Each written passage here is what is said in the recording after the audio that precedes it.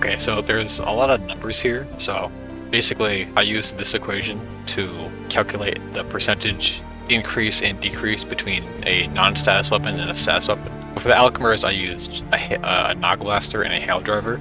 And then, for whatever reason, the change in damage is different between the 3 damage types. So I had to do 3 different calculations for each weapon.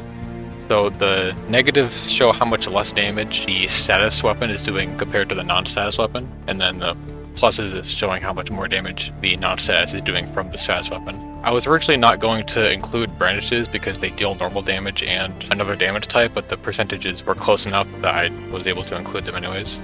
All these were done in a tier 3 field training hall. My shard bombs were only level 5. They were both level 5, so it's still a fair comparison, but these numbers could be slightly different at level 10 if the damage difference does change on a weapon level. And also, for some reason, the initial explosion of shard bombs both deal the same damage, but the crystals deal different amounts. Pulsars are interesting because the close range shot has a different bonus compared to the long range shot.